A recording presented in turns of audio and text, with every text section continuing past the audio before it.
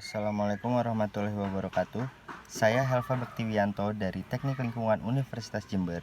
Di sini saya akan menjelaskan bagaimana cara perhitungan kebutuhan air bersih unit alat plumbing pada gedung bertingkat. Untuk perhitungannya, langsung saja masuk kepada tabel Excel yang sudah saya buat. Oke, sekarang kita sudah masuk dalam tabel perhitungan kebutuhan air bersih alat plumbing. Pada perhitungan kali ini terdapat 3 metode, yaitu berdasarkan jumlah pemakai, berdasarkan jenis dan jumlah alat plumbing, dan berdasarkan unit beban alat plumbing. Sebelum kita masuk ke dalam metode pertama, alangkah baiknya kita menentukan gedung perencanaan. Di sini saya menggunakan perkantoran dengan luas bangunan 500 meter persegi dengan banyakkan lantai sebanyak 5 lantai yang menggunakan 3 buah saniter di tiap lantainya. Maka kita masuk ke dalam tabel, yaitu luas bangunan sebanyak 500 meter persegi, banyakkan lantai sebanyak 5. Maka dalam menentukan total luas bangunan yaitu luasnya bangunan dikali dengan banyaknya lantai. Pada persentase luas efektif ini kita mengambil dari Morimora, yaitu pada tabel 2.1 pemakaian air rata-rata per orang setiap hari. Di sini kita mendapatkan bahwa gedung kantor memiliki pemakaian rata-rata 100 liter per hari dengan jangka waktu pemakaian air per jamnya sebanyak 8 jam dan persentase luas efektif sebanyak 60-70%. Maka kita masukkan ke dalam tabel persentase luas efektif tadi sebanyak 60% dengan pemakaian sebanyak 100 liter orang per hari, durasi pemakaian sebanyak 8 jam. Maka untuk menentukan luas efektif yaitu total luas bangunan dikali dengan persentase luas efektif, maka mendapatkan 1.500 meter persegi. Untuk kerapatan penghuni menurut Morimora yaitu antara 5 sampai 10 meter persegi per orang. Maka di sini saya menggunakan 5. Jumlah penghuni pada gedung perkantoran yaitu luas efektif dibagi dengan kerapatan mendapatkan angka 300 orang. Untuk menghitung jumlah pemakaian air, maka rumusnya jumlah penghuni dikali dengan pemakaian air. Sekarang kita mendapat jumlah pemakaian air pada gedung perkantoran ini sebanyak 30.000 liter per hari. Antisipasi kebocoran menurut Morimora sebanyak 20%. Jika data sudah terisi semua, maka selanjutnya kita masuk ke dalam debit liter per hari berdasarkan jumlah plumbing. Di sini perhitungannya yaitu jumlah pemakaian air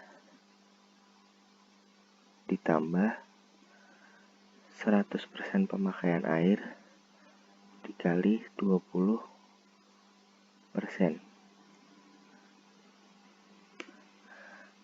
Di sini kita sudah mendapatkan kebutuhan per hari dari gedung ini sebanyak 36.000. Untuk menghitung kebutuhan air per jamnya, maka di sini kita menggunakan debit dibagi dengan durasi pemakaian dalam sehari. Untuk menghitung kebutuhan air maksimum liter per jam, menurut Morimora menggunakan konstanta 3 sampai 4. Di sini saya menggunakan 3. Jadi perhitungannya yaitu dikali dengan 3. Untuk mendapatkan debit maksimum liter per menit, kita menggunakan buka kurung sama seperti C1, C2 juga menurut Morimora 1,5 sampai 2 di 60 karena dia per menit dikali dengan 2 450. Saat ini kita sudah mendapatkan perhitungan berdasarkan jumlah pemakai. Selanjutnya yaitu berdasarkan jenis dan jumlah alat plumbing. Berdasarkan jenis dan jumlah alat plumbing di sini dari Jumlah penghuni ini kita bagi dua menjadi laki-laki dan perempuan dengan asumsi sama rata, laki-laki 150 dan perempuan 150. Untuk menghitung jumlah per unit ini kita menggunakan tabel dari SNI tahun 2015. Ini adalah tabel SNI tahun 2015, kebutuhan minimum alat plumbing. Tabel di sini karena gedung kita perkantoran, maka di sini kita menggunakan fasilitas usaha. Pada tabel ini, tabel pertama yaitu kloset, tabel kedua urinoir, dan tabel ketiga yaitu lavatory. Untuk tabel pertama, karena jumlahnya tadi 150, pada pria kita menggunakan 3 kloset dan pada wanita menggunakan 6 kloset. Urinoirnya berjumlah 1, untuk lavatory berjumlah 2 dan 3. Kita masuk ke dalam tabel.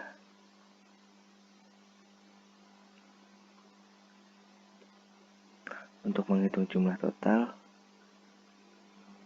maka kita tambahkan total keseluruhan kloset dikali, karena tadi kita mempunyai 3 saniter, maka dikali 3. Lalu karena jumlahnya ada 5 lantai, maka dikali 5. Kita sudah mendapatkan jumlah total. Tinggal tarik ke bawah. Setelah mendapatkan jumlah total, maka kita menghitung kebutuhan air liter per jamnya. Kita masukkan dulu jumlah totalnya. Untuk pemakaian 1 liter kali, pemakaian per jam, dan lain-lain ini ada di dalam tabel berikut. Di sini tabel pemakaian air tiap alat plumbing, laju air, dan ukuran pipa cabang air pipa. Di sini pada kloset memiliki 13,5 sampai 16,5. Di sini saya menggunakan 14.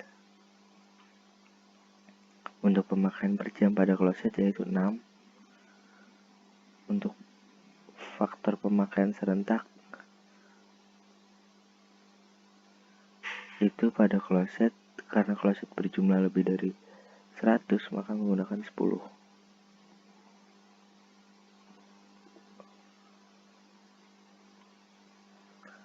Untuk urinoir berjumlah 15, maka peturasan dengan katup gelontor di sini 5, 12.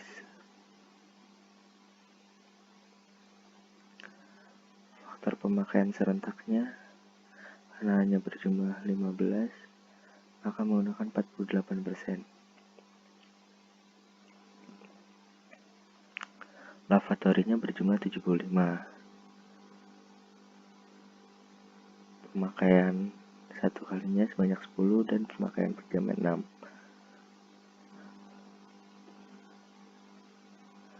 Dengan faktor pemakaian serentak sebanyak 35. Untuk menghitung kebutuhan air, maka hanya tinggal dikalikan keseluruhannya.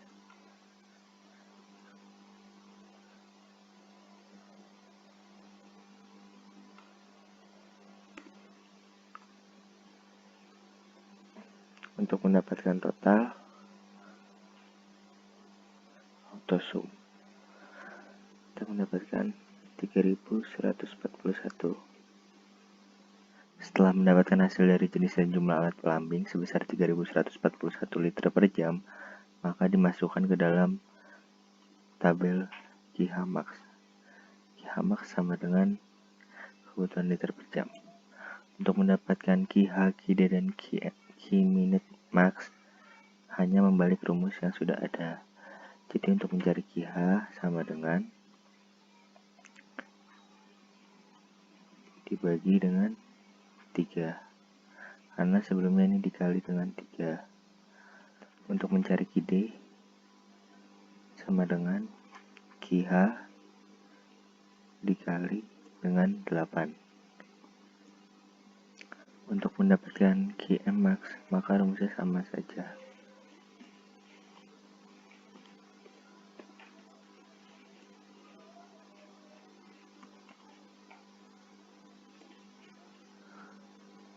Yang terakhir yaitu unit beban alat plumbing.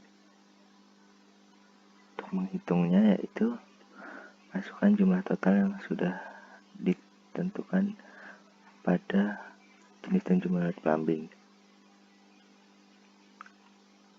Jika jumlah totalnya sudah, untuk menentukan beban, kita memakai tabel pada SNI tahun 2005.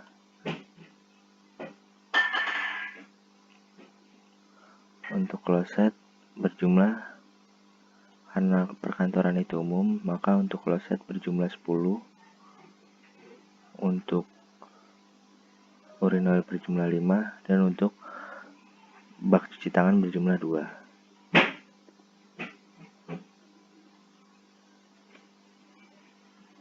Untuk menentukan total beban, maka jumlah total dikali dengan beban. Lalu tarik ke bawah. Untuk menentukan total, yaitu auto sum. Setelah kita mendapatkan angka 1575, maka dihitung berdasarkan grafik. Maka kita akan menentukan tabel SNI maupun Morimora. 1975 maka 1075. Kita mendapatkan tabel 1075 dari hasil grafik. Ini karena liter per menit, maka dimasukkan ke dalam liter per menit.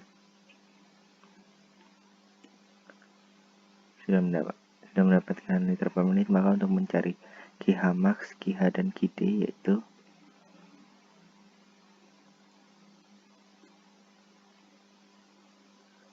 dikali 60 dibagi dengan 2. Untuk mendapatkan QH